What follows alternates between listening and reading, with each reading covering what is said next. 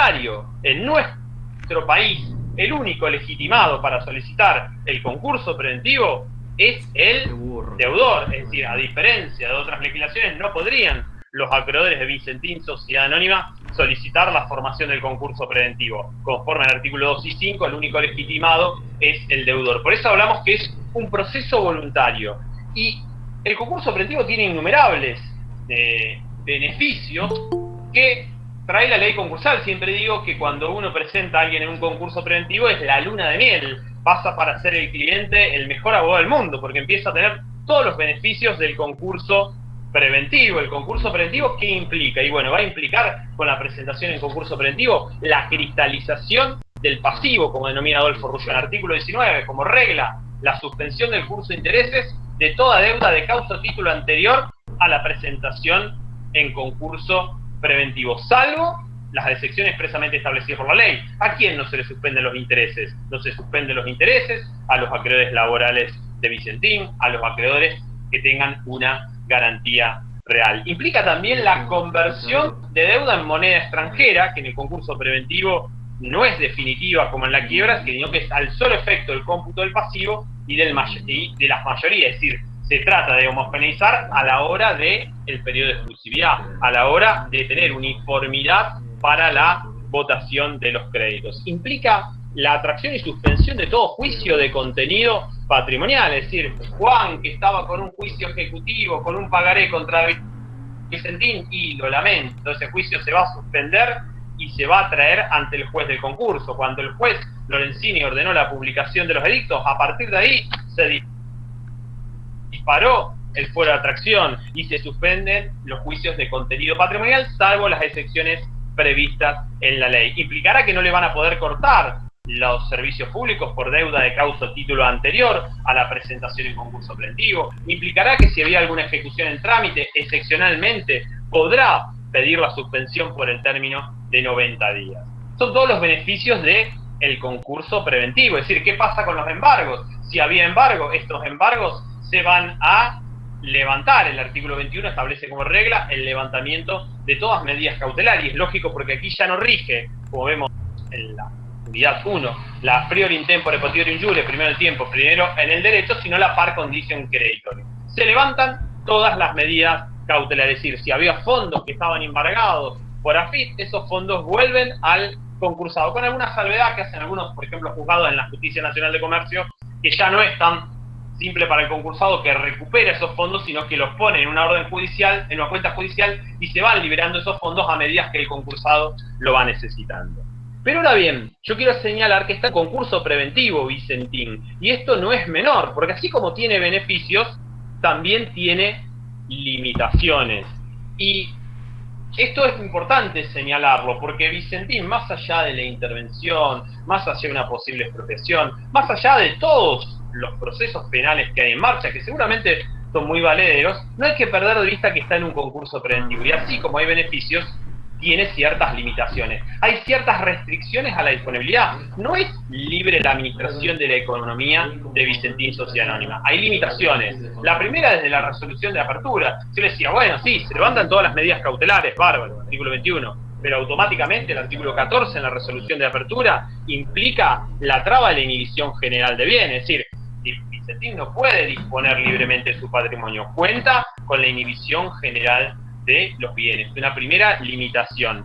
También empieza a tener controles, empieza a haber una figura de un síndico. En este caso hay una sindicatura plural. Ustedes recuerdan, cuando vemos el funcionario concursal, vemos el síndico, están las sindicaturas individuales y sindicaturas plurales. En este caso se designaron 3 síndicos con un régimen de coordinación. Recordemos que hay 2 tipos de sindicaturas, clase A y clase B. En los únicos lugares que hay la doble lista es en aquellas jurisdicciones que superen los 200.000 habitantes, Rosario y Santa Fe. Reconquista, encontramos síndicos individuales, y aquí se designó una sindicatura plural con un régimen de coordinación. Es decir, ya hay un funcionario que empieza a controlar la economía de Vicentín. Y coadyuva también con una presencia de otro control, un comité de control. El comité de control, este instituto que aparece allá en la ley 24.522 en 1900 95 con el nombre de Comité de Acreedores, propio de la filosofía voluntarista de esta ley 24.522, que trataba de darle una mayor participación a los acreedores en el trámite y el control del proceso concursal, creó el Comité de Acreedores, que en la práctica no funciona mucho porque a ningún acreedor le gusta participar en estos comités, y que en el año 2011, con la 26684, le cambia la denominación en el 21 y ya no hablamos comité de acreedores, sino comité de control, y aparece un nuevo participante, aparece un representante de los trabajadores. Es decir, hay un comité de control que coadyuva al síndico en el contralor del proceso concursal, integrado por los 3 acreedores quirografarios de mayor monto enunciados por el concursado y un representante de los trabajadores. Estamos en presencia de un gran concurso y por eso se torna obligatoria la presencia de este comité de control. Hay en el concurso preventivo un contralor de un proceso laboral, es decir, los acreedores laborales de Vicentín Sociedad Anónima pueden controlar la marcha del concurso preventivo. Esto es una idea fuerza de la ley 26684 del año 2011, que habitualmente se habla de la ley de las cooperativas de trabajo, porque le dio una mayor regulación a las cooperativas de trabajo.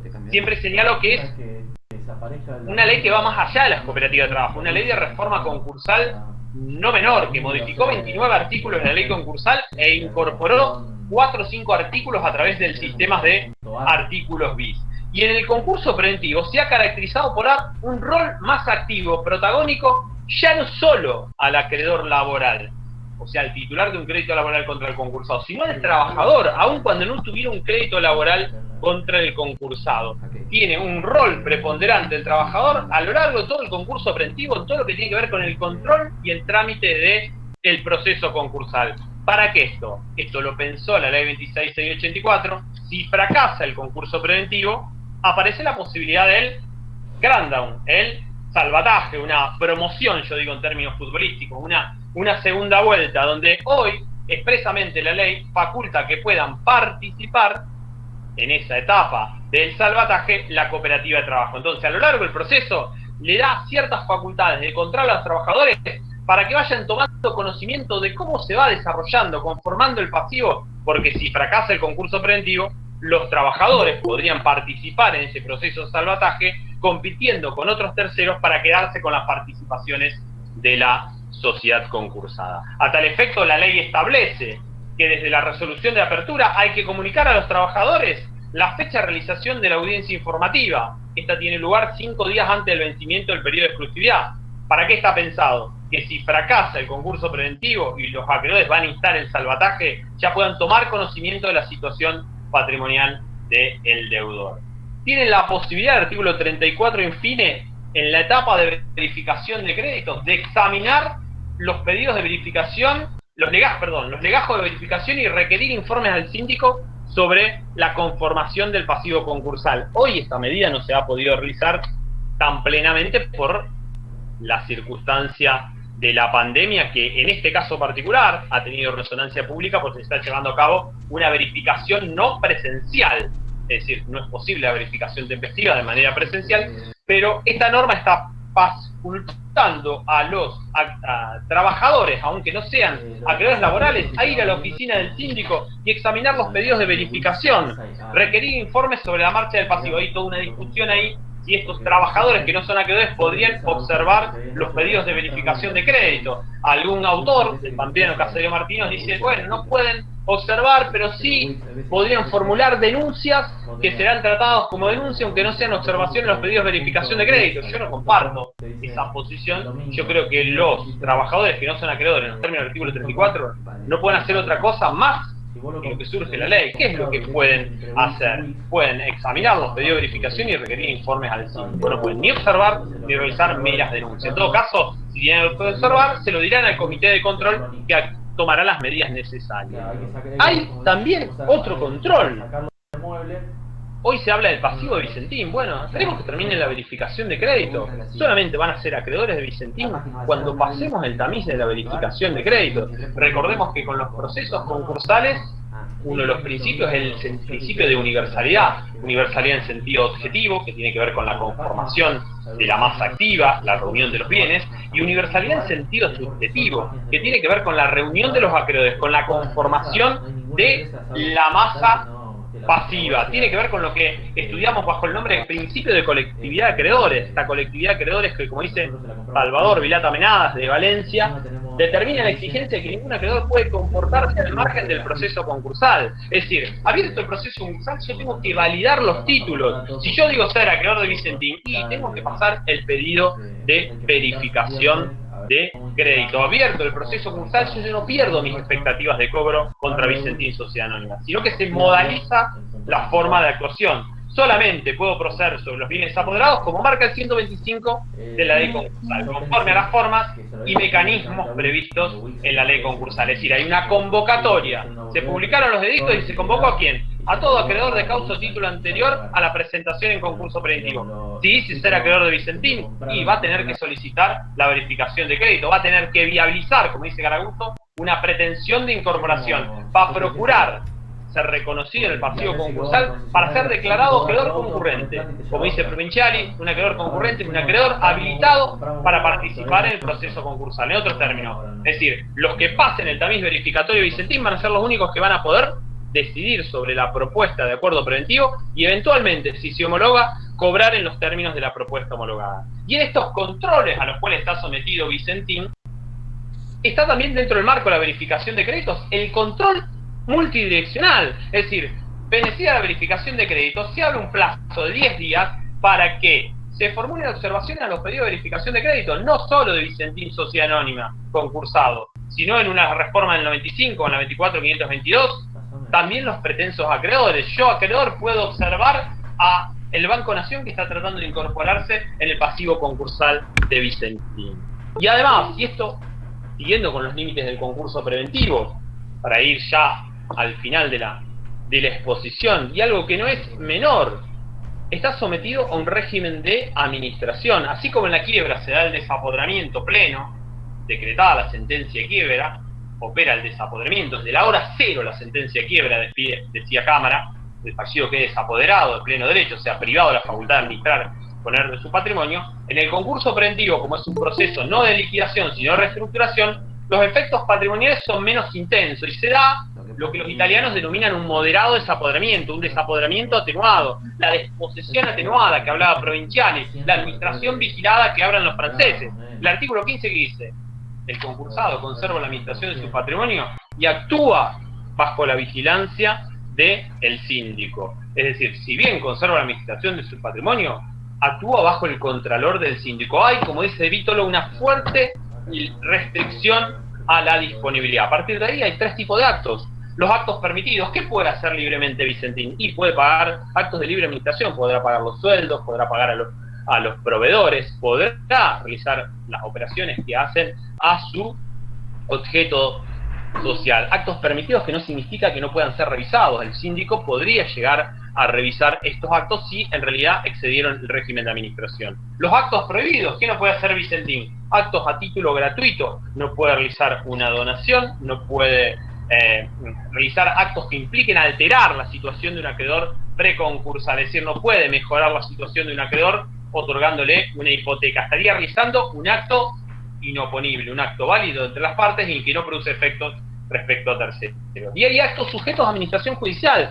¿Puede vender algún activo Vicentín? Sí, se lo autoriza el juez, pero tendrá que solicitarlo en expediente, se correrá una vista al síndico, al comité de control y dictará el juez una resolución teniendo en cuenta qué parámetros, lo que le dice la ley, la continuidad de las actividades del concursado y la protección del interés de los acreedores. Con lo cual quiero significar que la actividad de Vicentín no es libre, tiene ciertos contralores, y si se quería plantear una intervención, yo creo que tal vez no era necesario un decreto de necesidad de urgencia, sino que la respuesta estaba en la propia ley concursal. El artículo 17 establece expresamente la violación al régimen de administración, la violación de la limitación para salir al exterior, las faltas en la información al juez, le da la posibilidad de separar al concursado de la administración y la posibilidad de graduar esa medida, que en cierta medida es lo que ha hecho el juez Fabián Lorenzini. Ustedes recordemos, el decreto de necesidad de urgencia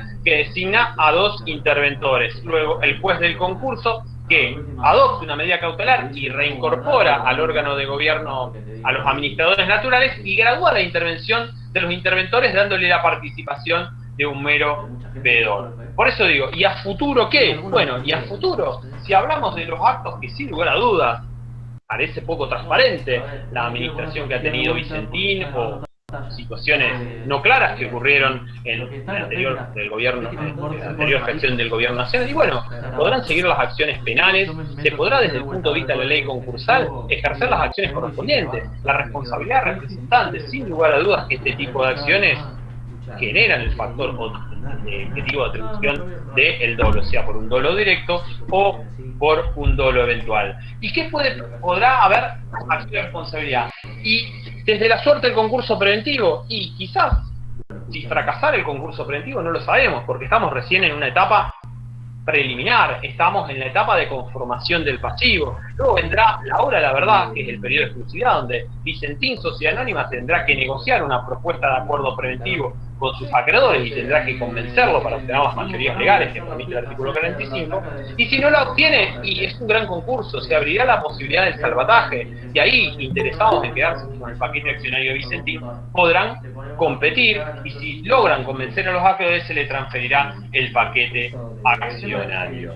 En definitiva, he escuchado también algunas opiniones de Jorge Daniel Grisco que decía, bueno, la solución está en la ley Racing, aplicar la ley 2584. Yo no que sea celoso por Racing, pero no creo que en este caso sea de aplicación la ley 25. No es una cuestión de egoísmo, pero saben que soy muy defensor de la 2584. No creo, no me gusta forzar ese tipo de soluciones. Para eso está la ley concursal y es la que se debe aplicar. El tiempo dirá cómo desarrolla este concurso. Si fracasa en la etapa del periodo de exclusividad, podrá surgir la posibilidad del salvataje, y sin lugar a dudas que si hubo desmanejo o acciones un poco claras dentro de la administración previa al concurso de Vicentín Sociedad Anónima, las acciones tanto del derecho penal, del derecho societario o el derecho concursal siguen totalmente vigentes. Desde ya, bueno, muchísimas gracias y quedo abierto a cualquier pregunta.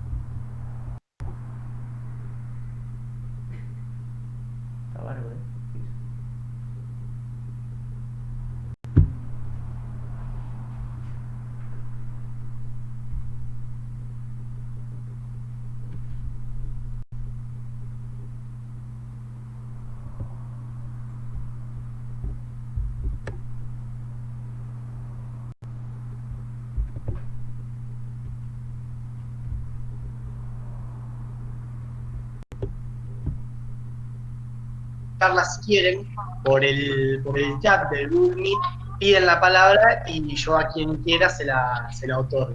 Les damos un breve periodo de tiempo. Si no hay preguntas o lo que fuese, continuamos con el próximo panel, la próxima exposición. Deberíamos salir hoy con eso, la presentación de Martín. Yo lo pondré porque no sé si la imagen está hecha. Sí. Con el link en la bio. Sí, nosotros lo hicimos, nos pusimos a hablar. No sé, porque ahí en Riotech podía entrar ya sola, así que la esperé afuera también. Después cuando estaba por cerrar me dijo, ¿querés pasar? Bueno, si no hay preguntas, o si no, obviamente se pueden hacer al final de la charla, no hay ningún problema, ningún inconveniente. Seguimos con el próximo disertante, que es Luis Ayuso, docente de Constitucional, que nos va a hablar un poco de los aspectos constitucionales del concurso, propiamente dicho del caso Vicentín. Así que bueno, Luis, tenés la palabra para arrancar.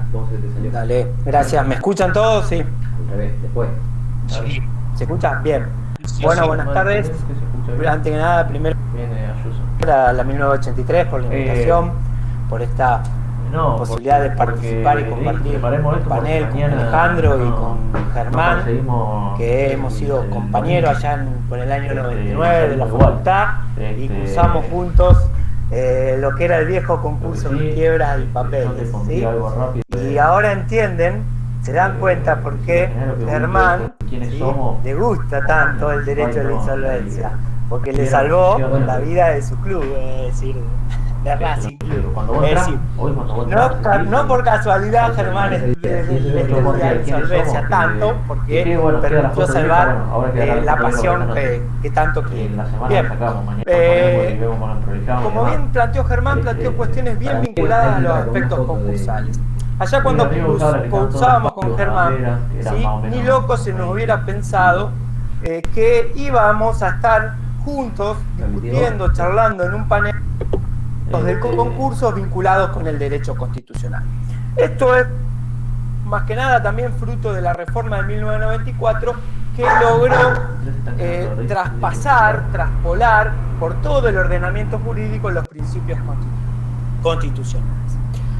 Dicho esto, nos tenemos que meter, en los hechos relevantes. Germán ya contó la parte de la asociación de pago, de la apertura del concurso, pero yo me voy a detener en los hechos relevantes relativos a los aspectos constitucionales. ¿Y qué hechos relevantes tenemos relativos a los aspectos constitucionales? Por un lado tenemos el dictado del decreto 522, en el cual el Poder Ejecutivo decide la intervención de una persona de derecho privado, ¿sí? Una empresa, ¿sí? Que no es concesionaria de servicios públicos, sino que se dedica exclusivamente a la actividad privada. A su vez, en esa misma, ¿sí? Decide una ocupación temporaria de la empresa, es decir, no solo interviene la empresa, interviene una persona de derecho privado, sino que a su vez decide una ocupación temporaria de la empresa. A esta situación, los administradores y del directorio de Vicentín hacen un planteo ante el juez del concurso de la inconstitucionalidad del decreto.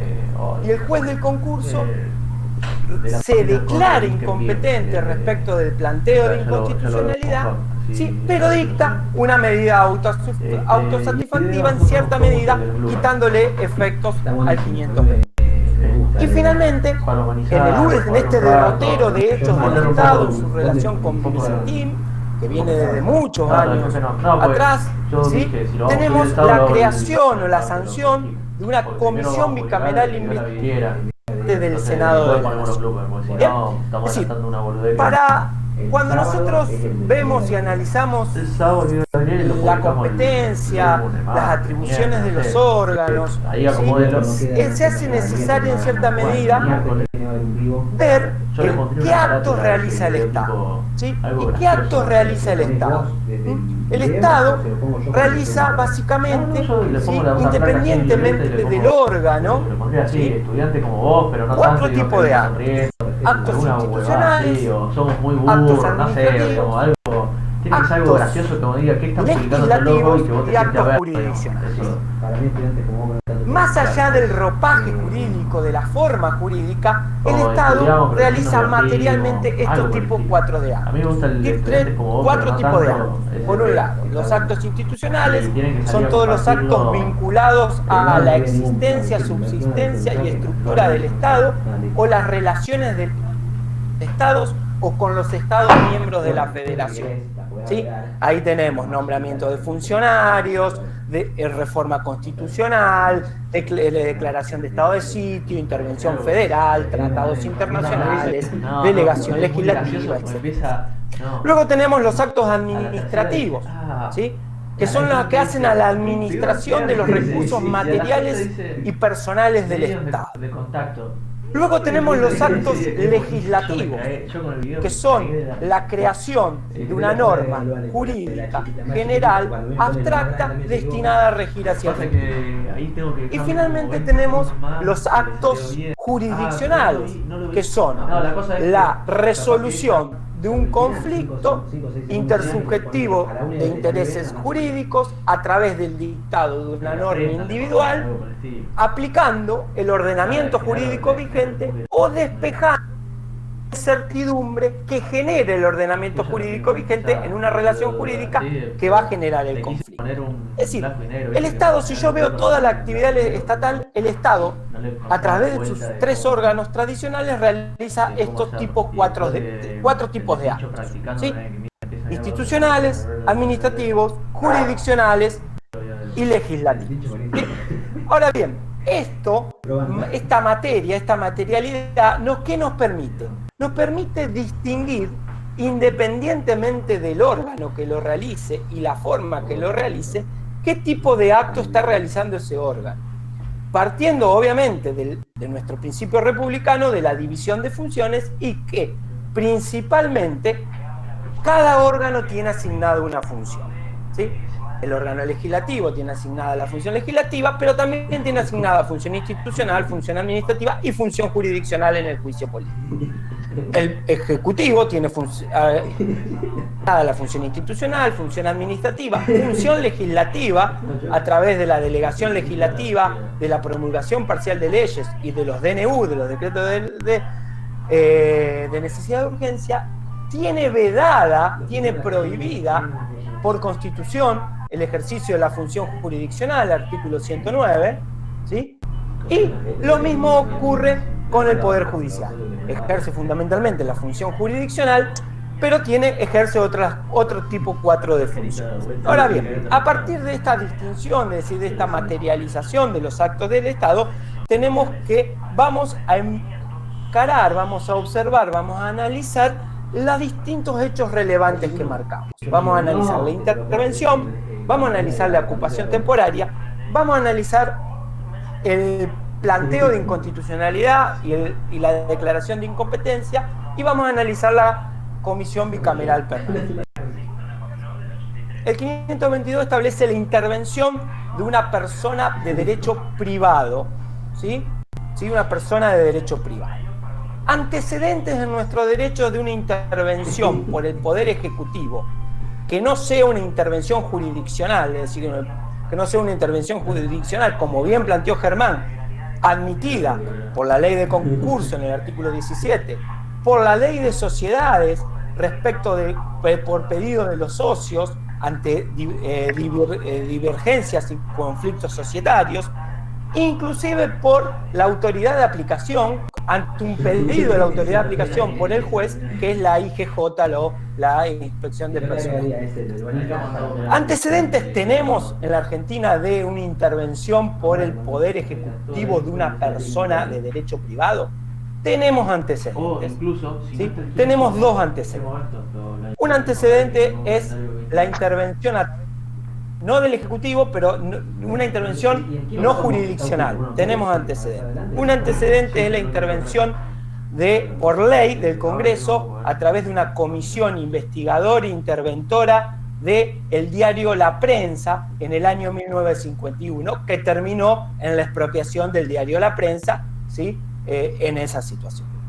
Y otro antecedente nos tenemos que remontar a 1952, ¿sí? También en 1952, no del Estado Nacional, sino del gobernador de la provincia de Buenos Aires, que intervino el Club Estudiante de La Plata. Dato de color, la intervino en 1952 y en 1953 Estudiante de La Plata se fue al descenso, ¿sí? Como otros se fueron hace 9 años atrás, ¿sí? Se fueron al descenso. Bien, a ver, ¿qué pasa con esa situación? Es la intervención. ¿Es un acto legislativo? No, no es un acto legislativo. No está el Ejecutivo creando una norma general y abstracta destinada a regir hacia el futuro, ¿sí? No es un acto legislativo. Por lo pronto, es decir, ¿qué implica? Que la utilización de la figura del DNU ya de por sí es equivocada. ¿Por qué?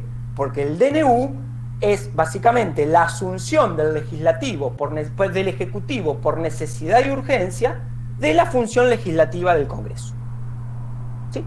No es una función legislativa. Entonces, el DNU, es decir, esa atribución que hace el Ejecutivo de decir yo estoy legislando, el Ejecutivo no está legislando, por más que haya dictado un decreto de necesidad y urgencia, ¿sí? No es una función legislativa. Pregunta, bueno, no es una función legislativa, pero es una función del Congreso la intervención de personas jurídicas de derecho privado. No surge en ningún inciso del 75 que el Congreso puede intervenir personas jurídicas. Ni se trata de una facultad institucional, como sí podría ser la intervención de una provincia por el Congreso, ¿sí? No surge de ningún lado, ni puede entenderse como una atribución del Congreso, ¿sí?, implícita del 75, inciso 32. Porque la atribución del 75, inciso 32, las famosas facultades implícitas del Congreso, refiere a facultades que están vinculadas, esa facultad implícita que están vinculadas con las propias facultades, ¿sí?, del Congreso. Y el Congreso no tiene por constitución facultad de intervenir en una persona jurídica de derecho privado.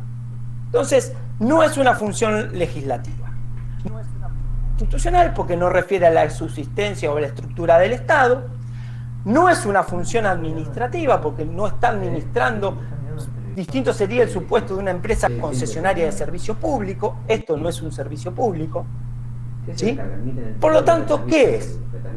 Y no es ni más ni menos que el ejercicio de una función jurisdiccional por parte del Poder Ejecutivo. Con el agravante de que hay un juez que está interviniendo, como bien planteó Germán, la idea de el concurso como una herramienta de salvataje ante la cesación de pago, ante la forma de solucionar la imposibilidad de pago. Entonces, primera situación, la intervención no tiene ningún sustento constitucional. Ningún sustento constitucional desde el punto de vista constitucional. Ahora bien, no solo interviene, sino que a su vez el 522 declara o ordena la ocupación temporaria. La ocupación temporaria es una figura que se encuentra en la ley 21.499, que es la ley de expropiación. Creo que tenemos que empezar a decir las cosas por su nombre. La ley 21.499 no es una ley, es un decreto ley. ¿Por qué? Porque fue emanada de un gobierno de facto. ¿Sí? De una vez por todas en la Argentina tenemos que asumir que hay normas que vienen de los gobiernos de facto y que se aplican igual por los gobiernos de iure. ¿Sí? Por ejemplo, la Ley de Amparo Nacional, la 16.986. Aún cuando el artículo 36, ¿sí?, de la Constitución, si bien está previsto para futuras rupturas del orden constitucional, que no esperemos que nunca se den, establece claramente que las normas de facto de un gobierno de facto son nulas de nulidad e insanables. Sin perjuicio de eso, debemos decir que tenemos jurisprudencia de corte, caso Rice, recientemente el caso de la sindicalización de la policía de la provincia de Buenos Aires, donde le establece la doctrina de la vigencia irrestricta o la vigencia de las normas del gobierno de facto. Pero no deja de ser una norma de un gobierno de facto. Y las normas de los gobiernos de facto no pueden ser, esta es de gobierno de facto, no me gusta. Esta es de gobierno de facto, me gusta, no tengo ningún problema con las normas de los gobiernos de facto. Si es un gobierno de facto, es una norma de un gobierno de facto que a su vez los propios principios o reglas de la 21.499 ya chocan con los contenidos de la Constitución, del Estado constitucional y convencional de derecho. ¿Sí? Bien, ¿qué es la ocupación temporal?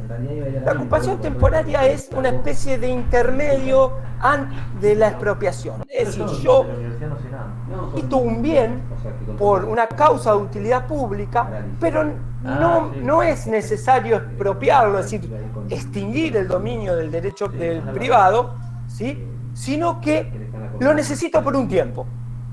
¿Sí? Entonces, como lo necesito por un tiempo, decreto la ocupación temporal. ¿Qué establece la ley? Decreto ley 21.499 respecto de la ocupación temporal. A ver, que hay dos tipos de ocupación temporaria: la ocupación temporaria normal y la ocupación temporaria anormal. La ocupación temporaria normal, ¿qué necesita? Utilidad pública declarada por ley e indemnización previa a el titular del bien que se le va a privar por un tiempo determinado. Indemnización por privado del bien por ese tiempo determinado. Sería una especie de necesidad no inminente. Para que lo tengamos. Vamos a construir una ruta. Voy a necesitar en la construcción de la ruta un inmueble, ¿sí?, donde voy a poner todas las maquinarias y todos los materiales. No es necesario que yo expropie, extinga el dominio y se lo quede el Estado, si lo puedo ocupar pagar por la ocupación, ¿sí? Y luego, terminada la obra, devuelvo el bien. Esa es la ocupación temporaria normal. ¿Qué ordenó el Ejecutivo en el 522? La otra, la ocupación temporaria normal necesita de la ley, necesita de la ley del Congreso. Como no podía, como no tenía la ley del Congreso, ¿sí? La ocupación temporaria anormal, ¿qué es aquella situación de necesidad inminente? ¿Sí? Autores, por ejemplo, Marienhof te da el ejemplo de existe un choque en la calle, ¿sí? Existe un choque en la calle. Le saco el auto a un particular para trasladar a una persona. Eso sería la inminencia, ¿sí? Que no puede esperar. Ahora bien, ¿no podía esperar Vicentín? Tranquilamente podía esperar. Está en un concurso, ¿sí? Que se sigan todas las pautas del concurso, ¿sí? Tampoco era que la empresa estaba cerrada, ¿sí? Ni que los empleados no estaban cobrando, ¿no? Estaba funcionando, estaba en cesación de pago, por los motivos que sea la cesación de pago, que deberá analizarse en el concurso. Entonces, porque por ejemplo Marienhof da un ejemplo de ocupación temporaria normal, que necesita de ley e indemnización, la figura de ingenio azucarero en concurso, pero que está cerrado, que los trabajadores no cobran, que los productores no cobran y que necesitan abrirlo para recibir la cosecha, producir la cosecha y producir el azúcar, ¿sí? Sacar el azúcar. Entonces, eso, pero es una ocupación temporaria normal.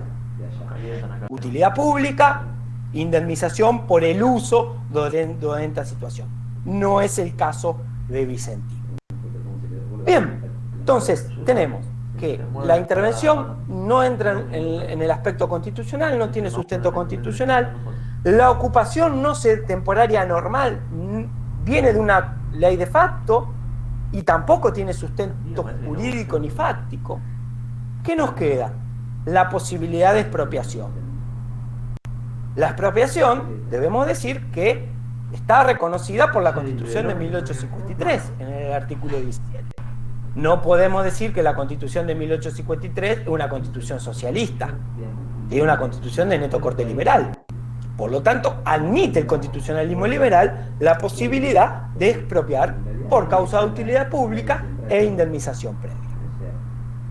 ¿Qué antecedentes tenemos de expropiaciones, ¿sí?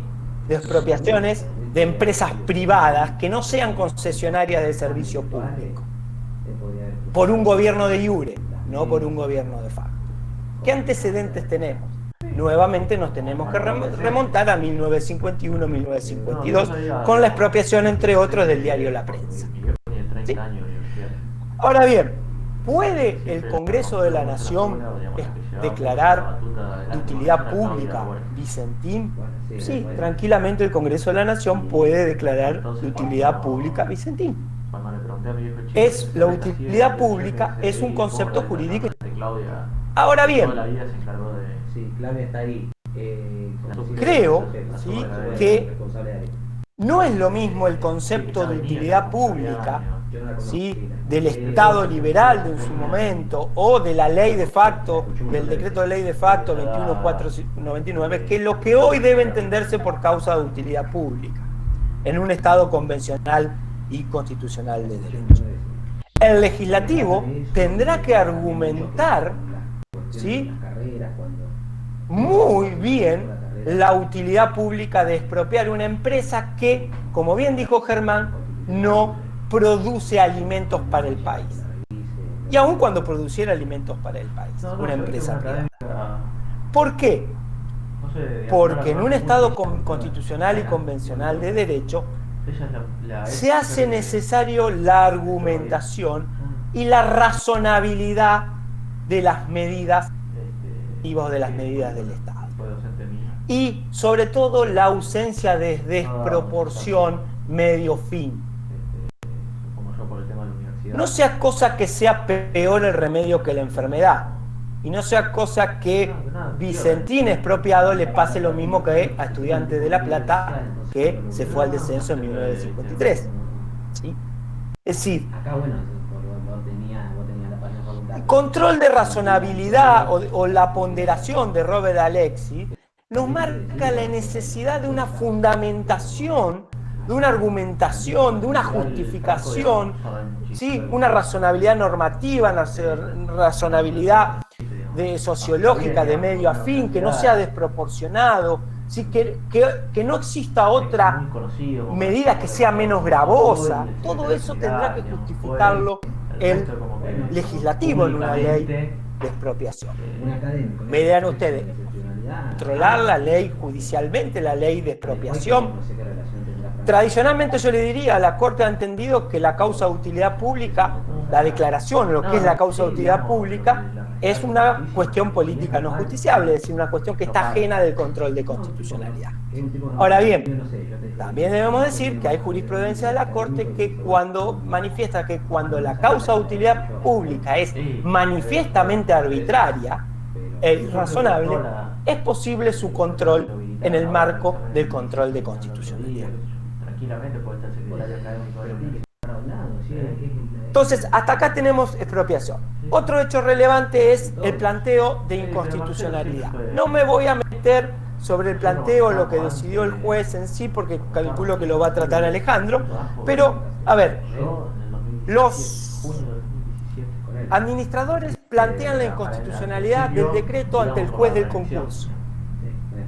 El juez del concurso se declara incompetente para resolver la cuestión constitucional. ¿Con qué argumento? Con el argumento del artículo 21, inciso 1 de la ley de concursos en cuanto al fuero de atracción. ¿Sí? Y cita un fallo de la Corte, Ricci con Aerolíneas Argentinas, ¿sí? Ricci con Aerolíneas Argentinas, donde Ricci le plantea a un juez del concurso de Aerolíneas Argentinas que ordene a Aerolíneas Argentinas que se adecúe en su funcionamiento a las normas del derecho societario. Y la Corte resuelve, entiende que el juez del concurso está para resolver cuestiones patrimoniales, ¿sí? No para resolver cuestiones no patrimoniales, ¿sí? Por eso es el fuero de atracción. Ahora bien, acá no podemos hablar de fuero de atracción, una demanda contra Vicentín. ¿Sí? Si no se trata de una acción de los administradores que cuestionan un decreto emanado de la autoridad nacional. ¿Sí? Claramente me parece que estamos ante una competencia federal en razón de la persona. ¿Sí? En razón de la persona. En razón de la persona por el Estado Nacional y en la materia también, en definitiva.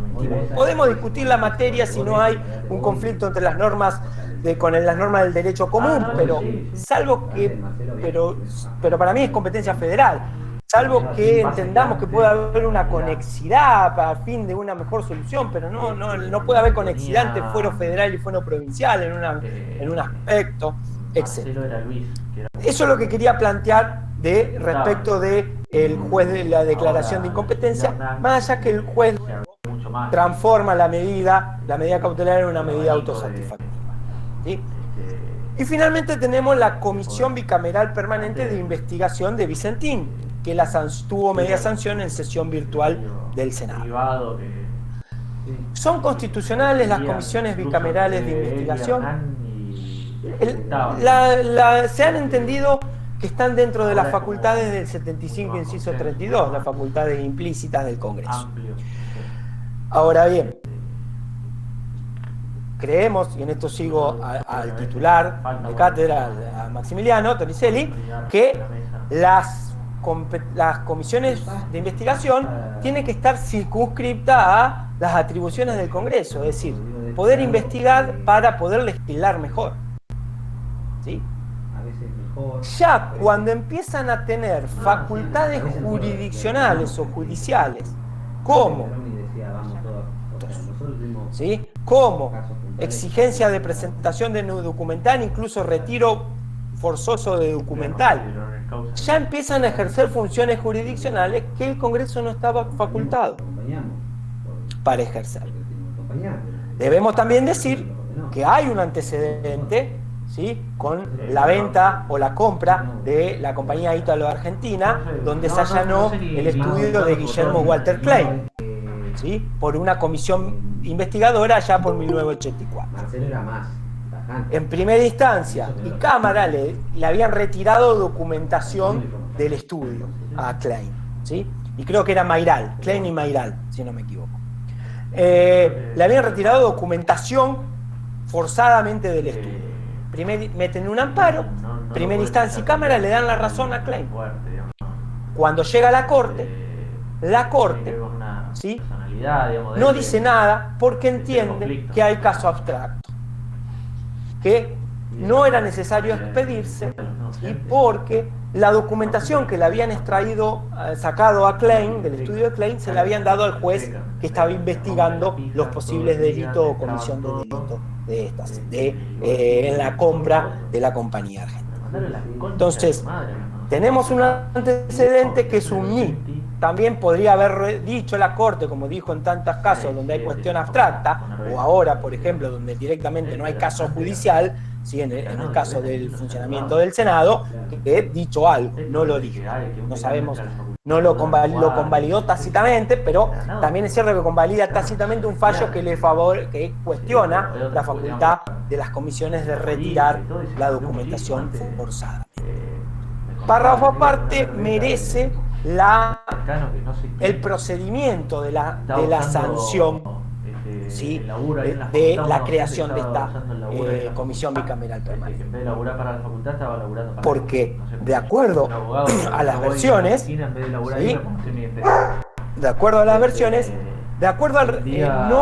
no se sancionó con las mayorías que exige el reglamento de la Cámara de Senadores. La Cámara de Senadores exige, ¿sí?, 2/3 partes de los miembros, ¿sí? Los senados tienen 72 miembros, se sancionó con 41, 2/3 partes sería 48. Con lo cual, la creación de esta comisión ya tiene un vicio de origen, un planteo de vicio de origen. ¿Qué suerte puede correr este planteo ante, pues, supongamos que investigan y allanan los estudios de los abogados de Vicentín o la administración de Vicentín, retiran documental? ¿Qué éxito puede tener el planteo relativo a el origen de la comisión? A ver, en el caso del nombramiento de conjueces por el Senado, de la lista de conjueces para la Corte, por el Senado, en el caso Adanís, ¿sí?, que se habían sancionado sin la mayoría de las 2/3 partes también, ¿sí?, declaró inválida la lista. Declaró inválida la lista. Es decir, tranquilamente se metió, controló y dijo esto es inválido.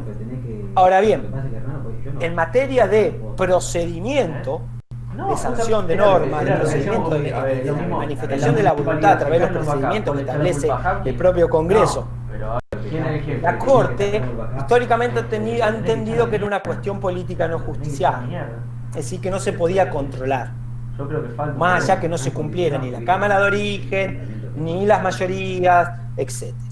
Hasta Soria de Guerrero, donde en Soria de Guerrero dijo, no se puede controlar, pero sí se acredita que no se cumplieron los requisitos mínimos e indispensables para que se cumpla con el procedimiento ordinario de sanción.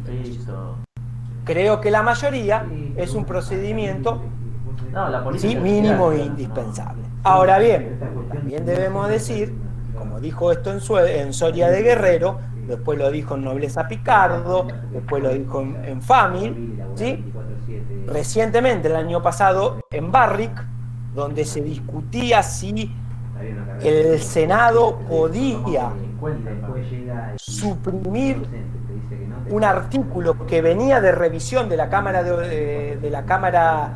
que venía de revisión de la Cámara Revisora, la Cámara de Origen, que era el Senado, dijo, señores, esto es una cuestión política no justiciable. ¿Sí? Fallo complejo, porque también hace las facultades o no de la Cámara Revisora de suprimir un artículo que viene agregado, de la Cámara de Origen suprimir un artículo que viene de la Cámara de Revisora. Y recientemente el CFK, ¿sí?, volvió a reiterar la postura de Barrick, dando a entender que un futuro planteo sobre las sesiones virtuales sería una cuestión política no justiciable que estaría ajeno del control de constitucionalidad, citando expresamente a Barrick, más allá que cita un montón de fallos, entre ellos. En definitiva, desde el punto de vista constitucional, ¿sí?, creo que el decreto no supera ningún test de inconstitucionalidad, la intervención no lo supera, la ocupación temporaria tampoco. La expropiación podría pasar un test de constitucionalidad en la medida que haya una justificación, no sea desproporcional. Yo creo que es desproporcionada, que el remedio es peor que la enfermedad, ¿sí? La comisión bicameral permanente tiene un vicio de origen, ¿sí? Tiene un vicio de origen. Y la decisión del juez de declararse incompetente no tiene sustento, tiene sustento constitucional. En definitiva, eso es el panorama que podemos analizar desde el punto de vista constitucional. Creo que es necesario, cuanto más machacar en la necesidad de respetar la Constitución, más en tiempos de excepcionalidad, como estamos viviendo. Mientras más Constitución tengamos y más institucionalidad tengamos, y cada uno de los poderes esté dentro de sus cabales, de su ámbito natural, ¿sí?, vamos a ser más libres. Lo contrario nos lleva a un que es de difícil retorno. Con todo gusto a su disposición. Espero que haber sido claro. Luis, muchísimas gracias. Yo por mi parte clarísimo. Si te parece, porque recién buscando en el chat quedó una pregunta colgada anteriormente para Germán, si les parece a los dos, lo dejamos exponer al doctor Alejandro Andino y después al final de la charla, ahí sí abrimos un periodo de preguntas por ahí un poco más generales. Dale. Bueno, Ale, tu turno. ¿Cómo no? Al final. Sí, bueno, las preguntas son lo mejor, ¿o no? No, el punto, bueno, muchísimas gracias por la invitación a la agrupación y a las personas que han puesto su energía para que el evento se pueda hacer. Les agradezco de corazón, sinceramente.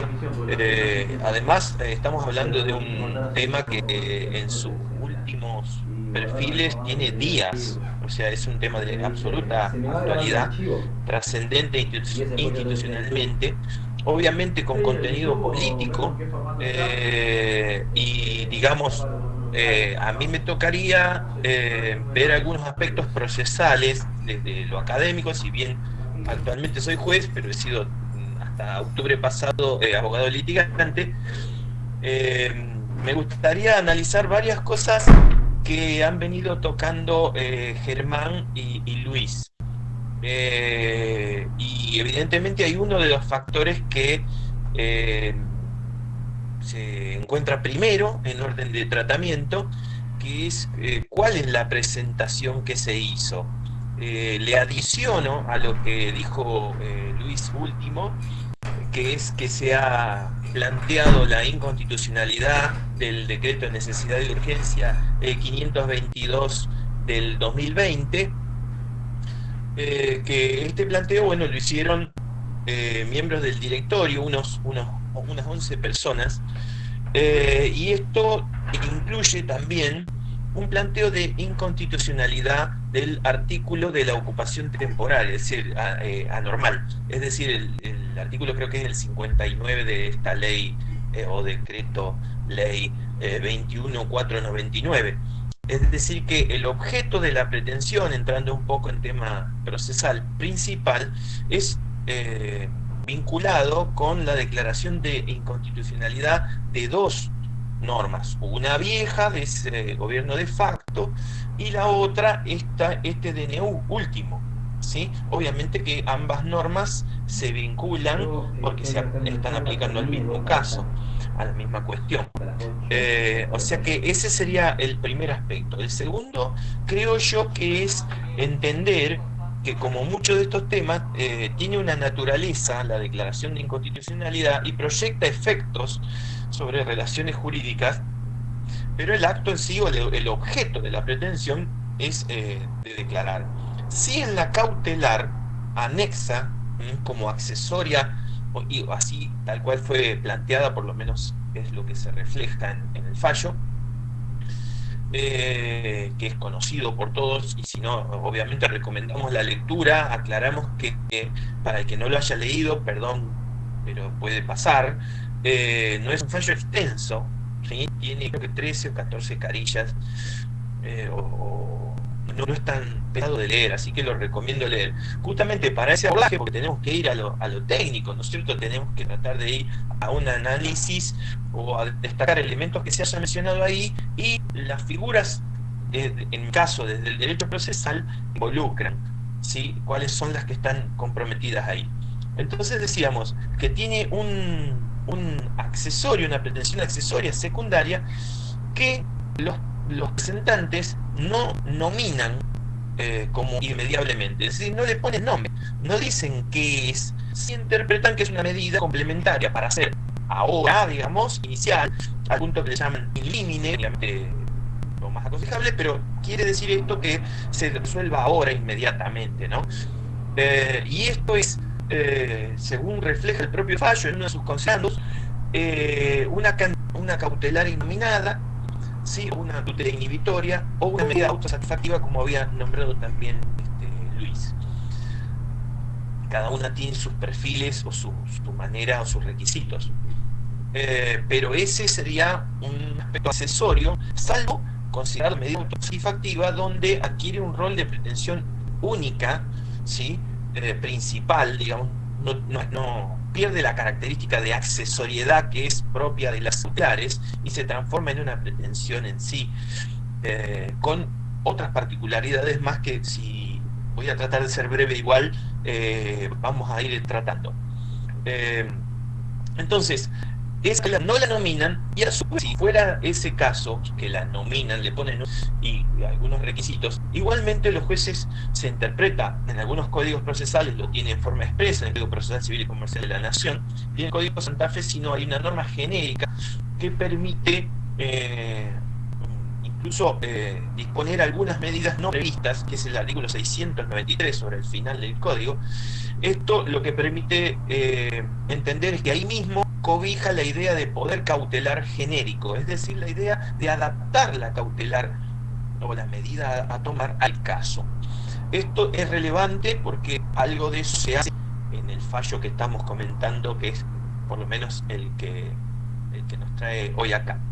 Entonces, una de las cosas también consideradas en esa medida cautelar genérica, o el poder cautelar genérico que luego el juez concreta, es que la empresa representa, y esto tiene que ver con lo que analizó Germán, la cantidad de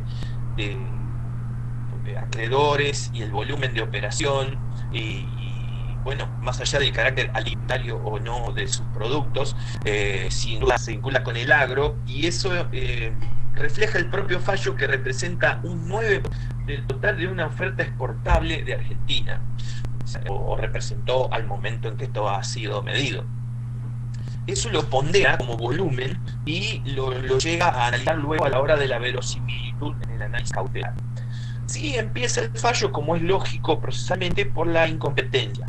Esa incompetencia se deriva de lo que recientemente Luis, que es ese contenido no patrimonial. El fallo cita ese antecedente que nos comentó Luis y agota rápidamente esa declaración de incompetencia. La dificultad radica en que una vez que uno se declara incompetente, ¿cómo pasa a el dictado de la medida? ¿Sí? ¿Cómo pasa en ese interín a poder dictar la cautelar declarándose incompetente? ¿No? Ahí, vamos a decir así, hasta aquí una dificultad técnica que el fallo soluciona o fundamenta por qué lo hace, basado en un artículo del Código Procesal, que es el artículo 7. Si bien recordamos que hay otros artículos que permiten dictar cautelares a jueces incompetentes, ¿sí? El juez utiliza el artículo 7. Podría haber utilizado este artículo, está en competencia, ¿sí? Para ubicarnos sistemáticamente. El otro que permite dictar cautelares a jueces incompetentes está en medidas cautelares, o sea, en el 287 del Código Procesal. El párrafo que invoca en realidad está previsto para la vía inhibitoria de cuestionamiento de competencia. Aquí se trataría de una declaración oficiosa de incompetencia. Para superar esto, el juez interpreta que puede dictarla de todas maneras y que reconduce, es decir, cambia lo que fue estrictamente pedido, lo va a modificar, partiendo para esa tarea de la idea de integración de las figuras de fondo con las procesales, es decir, las específicas, algunas de las cuales nombraron los dos, Germán y Luis, nombraron las de la ley de concursos y quiebras, y las de sociedades, ¿sí? Todas obviamente las referidas a las autoridades de la persona jurídica en este caso, ¿no? Y el juez junta esas figuras para desembocar lo que ya se dijo, que es aquellos que fueron nombrados como interventor contra el competidor, ¿sí? Para llegar a ese resultado, analiza la verosimilitud del derecho, o sea, analiza los requisitos clásicos: el peligro de la demora, la verosimilitud en el derecho y la contrautela. Es, digamos, lógico analizar el momento de un juicio donde se dispone una cautelar, porque esto puede hacer a cómo se analiza la verosimilitud. No es lo mismo analizar, y de hecho el código propio tiene normas que se basan en este análisis, no es lo mismo analizarla cuando usted tiene sentencia a favor, aunque haya sido apelada por la otra parte, que al inicio mismo de un juicio. No igual, la cantidad de elementos de convicción varía, ¿sí? Y tampoco es lo mismo analizar una cautelar que va a la médula de una pretensión, del objeto de una pretensión, es decir, la coincidencia de la cautelar con el objeto pretendido es un factor que tradicionalmente lleva a interpretaciones restrictivas, es decir, que ha desembocado en no otorgar cautelares, ¿sí? O sea que nos encontramos en ese momento, y juntando estos dos ejes, la intersección da que estamos al principio y con unas cautelares que implican ir a el corazón, digamos así, del efecto de los objetos pretendidos, que son las declaraciones de inconstitucionalidad. Esto hace que entonces se nos presente otra de las ideas que en doctrina existen sobre el análisis del conjunto del requisito de las cautelares, ¿sí? Porque bajo esa lupa son analizados sobre los requisitos de cautelar. Entonces pasaría el peligro en la demora, y en eso el juez lo que ha hecho es ponderar la inminencia de la operatividad y el daño que se puede producir. En toda cautelar existen dos riesgos, ¿no es cierto? Como riesgo del cirujano, que si opera puede causar al operar algún daño por el riesgo propio de la intervención, y si no opera por omisión se puede morir por el propio desarrollo de la enfermedad. Balance a realizar entre los peligros de hacer y de no hacer, ¿sí? Al aplicar o al disponer una medida cautelar. Acá ese análisis da en pro de principios que son propios de, por eso hacíamos referencia a lo que decía Germán, al desarrollo, a los objetivos propios del proceso, en este caso concursal. Son propios de eso, es decir, la continuidad, los objetivos de funcionamiento de ese proceso universal, y sobre todo el mantenimiento de las autoridades. Digo esto no por mí, sino que reproduzco lo que dice el fallo. El fallo sostiene que el cargo de director es indelegable. Una cosa sencilla, pero digamos que da en el fallo un fuerte apego a mantener las autoridades, ¿no? Esto es un factor importante del fallo. Y otros detalles son entonces el balance con los otros requisitos. Cuando uno tiene una verosimilitud muy fuerte, de hecho por ejemplo, teniendo una sentencia favorable, el Código Procesal le permite no tener ninguna contractura. ¿Sí? O sea, el crecimiento de unos factores, los requisitos críticos de la ley cautelar, disminuye la exigencia en el otro. ¿Sí? Aquí no tiene eso porque dijimos tendrá efecto sobre el objeto pretendido de constitucionalidad. Entonces analiza, y una de las cuestiones es poner una caución operatoria, siempre recordando que sigue vigente en el resto de las responsabilidades. ¿Sí? Podría graduar de distintas maneras la contracautela exigible. Si tanto volumen, el riesgo es tanto de administrar, porque acordamos que no se suprime el control, como decía Germán al inicio mismo, y esto no indica que mantener una autoridad no significa que puede hacer lo que quiere. Quedan vigentes todas las acciones, todas las responsabilidades. Entonces, eso, estoy explicando no mi opinión, sino la que está el fallo, eso conduce a considerar suficiente esa contracautela. ¿Sí? De esa manera, lo que se logra es un despacho favorable, pero una modificación, reconduciendo ese pedido original, atento a que el resultado de la primera parte del fallo, la declaración de incompetencia, subsiste la potestad del juez, según él mismo la juega, basado en ese artículo 7 del Código Procesal, de dictar la cautela igual, y a su vez modificarla. ¿Sí? La modifica porque no había sido pedida originalmente así, y lo que establece es provisorio, tiene una duración en tiempo, ¿sí? Y bajo caución juratoria, la modulación de la medida otorgada. Eso es lo que logra. Lo funda en esas cuestiones, le da 60 días de validez, ¿sí? Y a su vez, porque lo ha transformado en medida autosatisfactiva, que suprime la necesidad de contradictorio, la necesidad de intervención de la otra parte, lo que ha dispuesto es en el tercer punto de la parte resolutiva es diferir la sustanciación, es decir, la luego a la inspección de personas jurídicas. He entendido que aprovechó ese traslado que a posteriori del dictado de la resolución se le dio y ha formulado una serie de precisiones y ha requerido la medida esta de la cual estamos hablando. Este fallo se encuentra actualmente recurrido. Es decir, básicamente se han utilizado varios mecanismos procesales. Claramente el esquema de lo dispuesto, que es el efecto más contundente, que es que lo que dispuso el Poder Ejecutivo, ¿sí?, no se aplique en virtud de esta cautelar. Eso depende de un análisis de los requisitos de cautelar, ¿sí?, y de una reconducción de la cautelar originalmente solicitada, que si bien había sido pedida sin nombre, ¿sí?, se encuadra como autosatisfactiva. Esto trae como efecto diferir el contradictorio. Obviamente pueden seguir las derivaciones y vamos a estar atentos a los avances de este trámite, por supuesto. Esto, en síntesis, se puede hacer teniendo en cuenta que, pese a declarar la incompetencia, juzgó que era urgente tener esta medida y así se consideró facultado. Por ese motivo sale el fallo aún habiéndose declarado incompetente. ¿Sí? Bueno, creo que es un buen momento para pasar las reglas generales. Les agradezco mucho, no quiero hacer demasiado largo. Vamos a pedirle a nuestros moderadores que manejen ese espacio, o directamente ya lo damos por abierto. No sé qué opina Luis y Germán. Primero nada, muchísimas gracias, muy claro en todos los aspectos. Y sí, están los tres dispuestos, digamos, si quieren, más que nada por una coordinación de que no abran los micrófonos todos juntos y por ahí se empiecen a escuchar. Y yo se doy directamente a la pregunta, a cualquiera, digamos.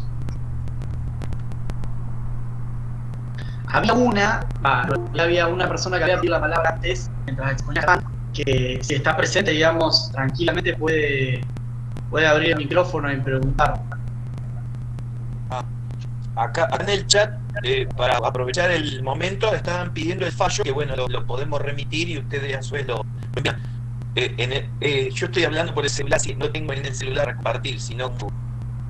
Sí, igual hay una página del concurso, que me parece concurso vicentín.com.ar, algo por el estilo, donde están subidas todas las resoluciones. Está ahí la resolución, esa resolución. Sí, de 15 páginas. Menos. Sí, no es tan largo. No. Lo cual no quiere decir que sea sencillo. No. Tiene su dificultad. Y también está el quiz y la clave para verlo por el CIFE. En realidad yo la vida ahí, digo. Ahí está poniendo... sí, el quiz lo tenemos acá, la clave no. yo acá no tengo, pero el quiz sí. Sí, no, pero la página es. En la página se puede tomar y entrar.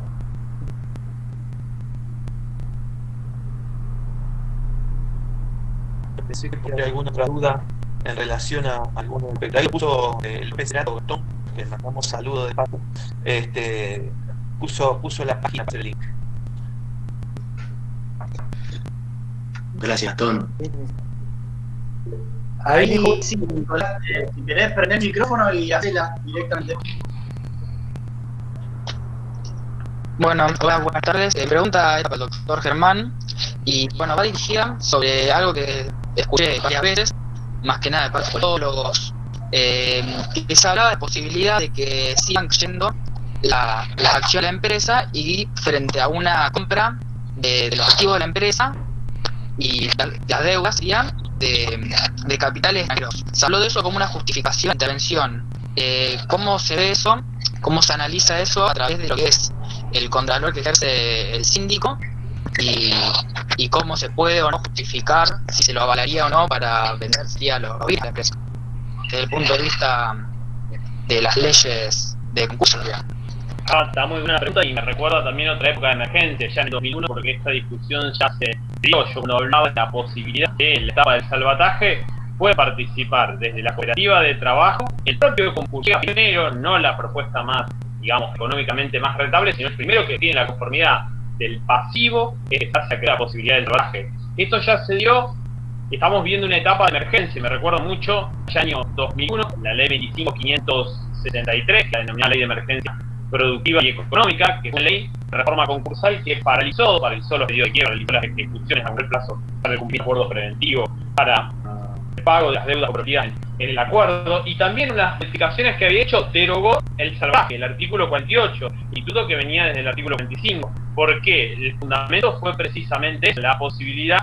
de que ningún tercero, capital extranjero, se puedan quedar con las empresas argentinas. Esto duró poco, porque las presiones del Fondo Monetario Internacional, del Banco Mundial, allá por el 2002 le dijeron a Argentina, bueno, si querés seguir teniendo crédito, derogame esta ley 25.563 de emergencia. Y unos 3 meses, la 25.589, y restableció el crackdown. No obstante, por ley especial estableció que las empresas, no es este caso, de medios de comunicación, no pueden ser adquiridas en medio de un proceso de sabotaje. Eso también tiene que ver con la política, con aquel momento, y una liberalidad que se dio al grupo Clarín. Pero bueno, sí, el fundamento que se puede dar, pero son las leyes vigentes. Hoy es alternativa, existe la posibilidad. Para acá se el periodo de exclusividad y acá se abre de manera obligatoria el salvataje. Puede participar el concursado y los terceros que se inscriban a tal efecto en un registro que se dijo para acá el periodo de exclusividad por 5 días. ¿Podría participar sociedad de capital extranjero? Sí, no habría ningún obstáculo. No sé si eso apuntaba a lo que vos... Claro, o sea, habría que esperar a que termine el concurso en caso de no poder salvarse a la empresa. No termina el concurso, o sea, estamos en la etapa de la verificación de crédito, que está siendo no presencial, producto propio de la pandemia. Después de la verificación de crédito, el concursado categoriza y comienza el periodo de exclusividad, que tiene como mínimo 90 días, como máximo 120 días. Eso es lo que dice la ley. En práctica, en los grandes concursos muchas veces se extiende muchísimo más allá. Si fracasa el periodo de exclusividad, si el concursado no tiene la conformidad de los acreedores, que marca el artículo 45, en ese periodo la mayoría absoluta de acreedores que retienen las 2/3 de capital, no se declara la quiebra porque es un gran concurso. O sea, habrá posibilidad de salvataje. No es esperar hasta el fin del concurso, sino hasta la finalización de esta etapa del proceso que se llama periodo de exclusividad. Bárbaro, muchas gracias. No, gracias a ustedes.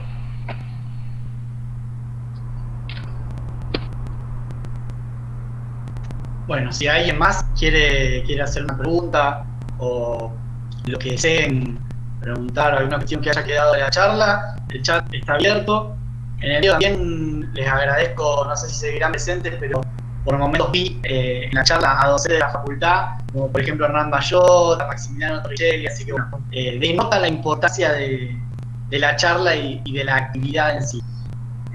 Guido, tenés la palabra para Luis, la pregunta. La paso por escrito, bueno.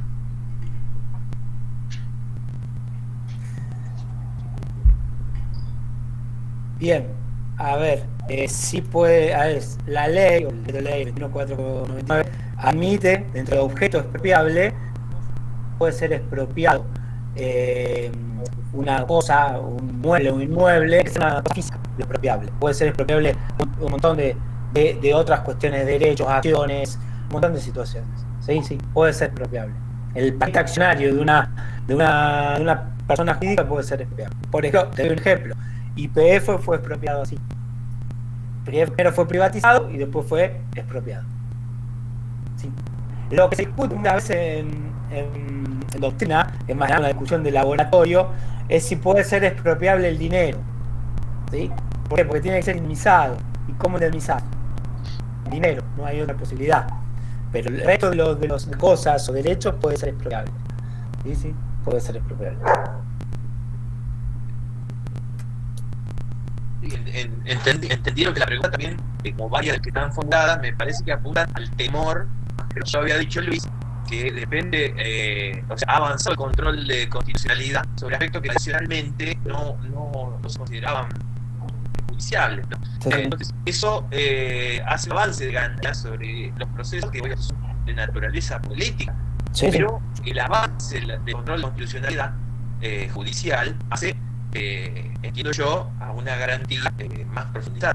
Sí, del ciudadano sobre todo. Claro. El ciudadano como herramienta de defensa. A tener en cuenta que la expropiación tiene que ingresar previamente, ¿sí? Con lo cual tiene que pagar, y pago en efectivo. Se discute si puede haber compensación. Además, la compensación acá, que supuestamente el decreto habla de compensar en la expropiación con la deuda del cursado con el Banco Nación, para mí no es posible la compensación. Son dos personas jurídicas distintas. El Banco Nación es una persona jurídica. El Estado, sí, pero es una persona jurídica distinta. Y la compensación. Es tema concursal, ¿no? Es tema concursal. Es decir, estaría violando además también la parte de la creditoria. Porque está cobrando todo el Banco Nación, en definitiva, quedándose en empresa y todo. Ahí ya me meto en cuestiones de. Le doy la palabra a Marina, que tiene una pregunta. Hola, profe, ¿se escucha? Sí. Bueno, bien, muy buenas exposiciones. Tengo una pregunta para los tres, no sé para quién, para el que la quiera responder. Creo que más para el profesor de constitucional, a lo mejor, o el profesor de insolencia. Yo sé que uno es bastante político, así me parece que está bueno un poco, y la pregunta es si ustedes son asesores o el abogado del Banco Nación, ¿qué le recomendarían al Poder Ejecutivo, o sea, asesor interno consultado, previo a todo este de decreto y de la expropiación? ¿Qué hubiesen recomendado? O sea, viene el no sé, presidente del Banco Nación y trae un balance y dice, bueno, nos encontramos con esta situación, tenemos este crédito que le fue otorgado a la empresa está en cesación de pago, muy pocas chances de cobrarlo, seguimos dando, pero bueno, ¿qué le hubiesen recomendado a ver el futuro? ¿Cómo tú, digamos? Que haga algo, como nada, la ley. A ver, primero que yo lo dejo a Germán, al Banco Nación, Claro, por un lado, ante un caso la verificación de que. Además, una consulta, Germán, a lo mejor te digo, ¿el Banco Nación tiene privilegio como creador? No, el Banco Central tiene privilegio. Claro. Lo que acá son las acciones de responsabilidad contra los administradores, las acciones penales. De hecho, los administradores tienen que obrar con lealtad, diligencia y un buen hombre de negocio. Acá, obviamente, una sociedad que estaba bordeando la zona de insolvencia, semejante crédito, no es de buen hombre de negocio, iniciará las correspondientes acciones de responsabilidad que correspondan. No hay otra alternativa. Lo que decían anteriormente, quienes explicaban tanto Ale como Luis, no es el Poder Ejecutivo compensar crédito porque estaría respetando las reglas concursales. Es decir, mira lo que decía al principio, no tenemos que olvidar que está en un concurso preventivo. Hay reglas que hay que respetar. Para intervenir están las reglas de la ley de sociedades, que hablaba tanto Ale como hablaba Luis, y también están las normas concursales. Y el recupero del crédito y ya a través de una verificación de créditos. De créditos ya otorgados y las correspondientes acciones de responsabilidad desde de Banco Nación contra los administradores y de Vicentín contra sus administradores. No sé, también ahí puede ser un acto que se puede atacar ineficacia también por una situación. Sí. Y en cuanto a la posibilidad de análisis y la indicación de los créditos, es decir, si hubo cumplimiento. El problema que tenemos en la Argentina, sobre todo en estas situaciones donde se termina politizando, es que la justicia no termina resolviendo lo que tiene que resolver, ¿sí? Y en tiempo y forma, sobre todo en el plan penal. ¿Cuántos van a pasar a que terminen de investigar esta causa de Vicentín? Sí, no van a estar vivos, ya lo ven. Con todo, es decir, lamentablemente ahí tenemos un fallo en nuestro funcionamiento como instituciones, ¿sí? Sobre todo estos temas tan políticos. Y lamentablemente, lo decía en una clase con los chicos, muchas veces la justicia, por no ejercer la justicia, sobre todo federal en este tema de coso, por no ejercer el rol de independencia, termina siendo un casito de batalla del gobierno de turno para investigar al gobierno que pasa. Y así sucesivamente. Ustedes ven que todas las causas, milagrosamente, se activan luego de que pierde poder el gobierno que sale contra ese gobierno. Y contra el gobierno vigente no hay nada, ¿sí? No hay investigación en tiempo real. Y así sucesivamente. Así tenemos a Menem, que está condenado y que sigue siendo condenado, pero lo condenaron 20 años después, 30 años después. Eso no sirve en cuanto a fundamento del sistema institucional, del sistema democrático argentino. Bien, bueno, ahora le paso la palabra a Bartolomé, que lo había pedido testimonio. Hola, ¿se escucha? Bien, no, primero felicitarlo a los tres por una charla muy productiva y clara. Creo que mi pregunta, tal vez me la para poner mejor Luis, lo que yo interpreté, lo que vos dijiste sobre dónde está el vicio de la intervención transitoria que se decretó en este decreto 522, era en que el presidente no puede hacer funciones judiciales. Ahora, yo digo, tal vez no se ve el vicio también en un requisito de tipo material que fija la Constitución para el decreto de necesidad urgente, que es justamente esta excepción de darle las funciones legislativas al presidente cuando no se puedan seguir los trámites ordinarios por el Congreso para la sanción de leyes. ¿No la ves también por ahí, Luis? ¿Qué pensás vos? A ver, yo creo que no hay función legislativa. Como no hay función legislativa, no puede haber decreto de necesidad urgente. ¿Sí? Porque el decreto de necesidad urgente ejerce una función legislativa. Lo que hace el Ejecutivo al DNU está haciendo una función jurisdiccional. Que las leyes, o sea, concursos, de autoridad de aplicación, por ejemplo, de la sociedad anónima, con publicar acciones, se la da al juez. Está ejerciendo una función judicial. Por lo tanto, al no ser una función legislativa, no va el decreto de necesidad urgente. Supongamos que entendamos que es una función legislativa. También creo que no se da el requisito de necesidad y urgencia. Es decir, no hay una necesidad y urgencia que no permite esperar el trámite binario de sanción de ley. Está funcionando, parcialmente funcionando. Por lo tanto, la empresa está en concurso, tiene un juez, tiene una sindicatura, tiene un periodo de director, no hay, como dice Germán, la administración es limitada, si uno sabe apoderada es limitada, no pueden hacer lo que quieren. Por lo tanto, no hay nada. No hay necesidad de urgencia de nada. No es una catástrofe. Claro, y si lo fuera, tampoco podría, por eso la asociación, digamos, no hay ninguna no te da la necesidad de urgencia. El supuesto, pero para mí no es función legislativa la intervención. No es legislativa, es función judicial. Clarísimo, muchísimas gracias. El poder legislativo estableció la intervención a través de una ley. Leyes, las que estamos diciendo: sociedad de concurso, autoridad de aplicación, por la imposición de personas jurídicas. Y como vos explicabas antes, Luis, la ocupación anormal por acto administrativo. Efectivamente. También, hay que razón Alejandro, me comí. Es decir, ya lo había hecho antes. Pero es la ocupación anormal, ¿sí? Es una autoridad administrativa. Por lo tanto, ¿para qué dicta un decreto de necesidad de urgencia? Porque si no estás reconociendo que una atribución del legislativo que la asumió excepcionalmente, que es un decreto autónomo, en definitiva, cuando hablamos de esto. Pero tampoco hay posibilidad de ocupación temporal. Es decir, si usted ve Marienhoff, tiene uno de los que más lo analiza, da supuesto el ejemplo que yo del auto, que choca un choque, alguien se está muriendo y le agarran el auto para separarse.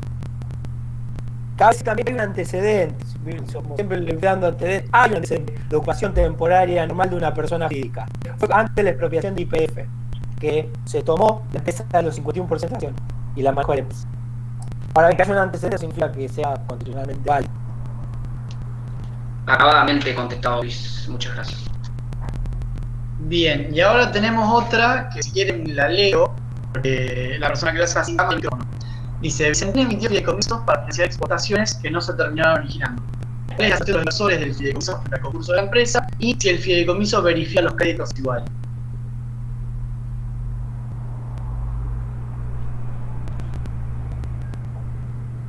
No se escucha, grabado. Todo prendedor tiene que ir a verificar y solicitar la verificación de crédito. Si no verifica, no va a poder recuperar o cobrar el proceso concursal. Todo acreedor de título anterior debe ocurrir el proceso concursal. No hay exclusiones, la colectividad de los procesos concursales. ¿Estamos ahí? Bien, si nadie más tiene ninguna pregunta o inquietud, yo de corazón y de toda la agrupación les agradezco un montón a todos y a todas quienes escucharon. Y más que nada, bastante de luz, cada uno en su ámbito de su mirada, creo que han contestado y han evacuado un montón de dudas e inquietudes que teníamos. Les agradezco de nuevo a los disertantes y a quienes se sumaron y esperemos que prontamente todos estos encuentros lo vamos a hacer de manera presencial, que tiene una mística más interesante y más dinámica. Sí, igualmente creo que nos adaptamos bastante bien. Los moderadores, los participantes, absolutamente alrededor, un marco muy ameno que hacer a través de la pantalla. Sí, además, muy buena cantidad de participantes, muchísimos. No se nos cayó nada, se funcionó todo. Éramos más de 200 por ahí, bien. 200 y un perro, me parece. Está ladrando. Sí. Gracias a ustedes por invitarnos a participar y con ustedes, con Alejandro, Germán, esta reunión. Un gusto, de verdad. Agradecido y cuenten conmigo lo que necesiten. Una cosa, no sé si se me escucha. Sí. No, gracias a los tres, es cracks, yo la oportunidad de escucharlo acá en otras clases de consulta y siempre súper claro para que opine más. Alejandro, si puedes ver el fallo de exposición, ahí te leí buenísimo, así se lo enviamos a los chicos, todos que siguen conectados. Habíamos contado después, podían ver no solo ese fallo, sino todos los demás antecedentes en la página que tiene el concurso, que era más integral. Yo tengo no acá el celular. No importa, si no, podemos mandar y después vamos a hacer un certificado vamos a hacer un certificado de charla seguramente, así que bueno, en un momento los vamos a molestar a los tres para que nos presten la firma, si les parece. Sí, claro, sí. Chao, nos vemos. Gracias. Gracias a todos y gracias. Saludos. Chao. Chao, gracias.